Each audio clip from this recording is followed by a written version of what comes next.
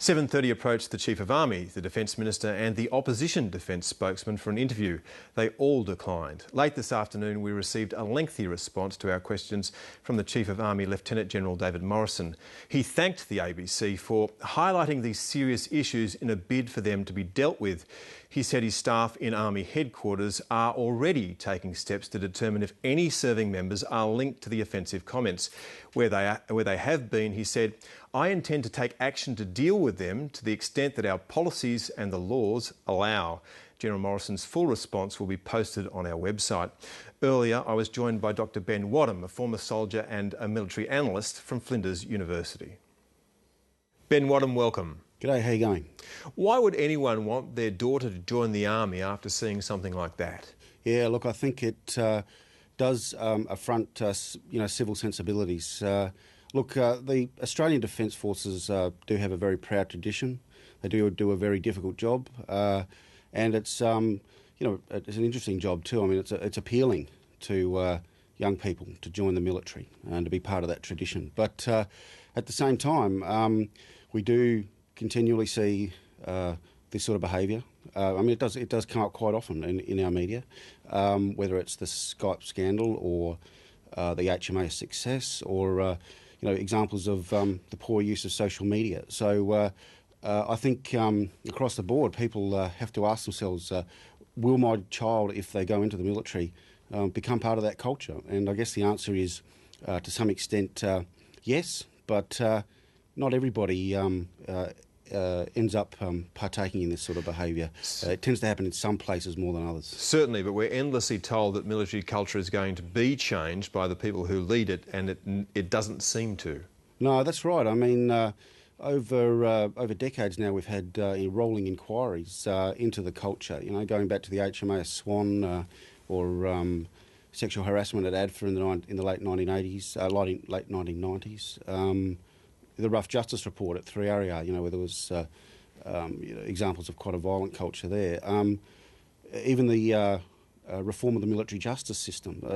The military spend millions of dollars on these sorts of reports and inquiries, and yet this sort of culture doesn't seem to change. And I think that is because the military doesn't want to look at the very foundation of the issue. The Chief of the Army last night said, when talking about cultural diversity in the military, that he's very proud of a very strong combat culture. And that's the core of military culture, is that esprit de corps. And the military's faced with a dilemma to maintain that for military effectiveness, or to deal with the niceties that we expect in social life. And it's a structured dilemma. Well, certainly, though, you want a warrior culture in an army. You wouldn't send anyone else out to war except people who are warriors, and you talked at the top about us defending our civil sensibilities. So is there always going to be a clash between the two? Oh, look, I think it's about modernising, isn't it? Again, last night the Chief of Army, told us that Australia demographics are changing. There's greater cultural diversity in the country, and if the military's to keep up with that and to represent the Australian population, then it has to be able to change its culture.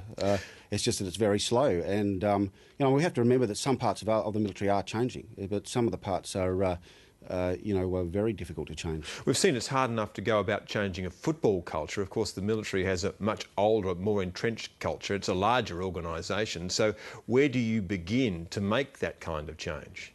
Well, I think that the first step is to recognise that there is a great diversity within the Defence Force in terms of the way in which soldiers are trained to be combatants.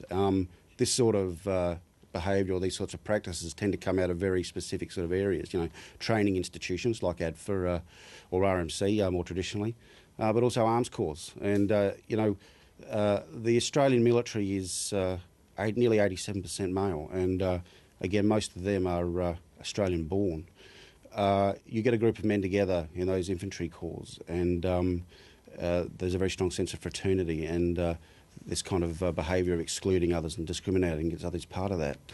That's where you focus your attention. Certainly, but many people would say that if you went to any other organisation which had large numbers of men in it and looked at the kind of Facebook sites that they'd set up, they'd be very similar. Are we asking too much of young men in the military, where they are asked to be warriors but then to behave in a way that doesn't offend our civil sensibilities? No, I don't think we're asking too much. I think that part of the role of the military is to uphold those liberal democratic values.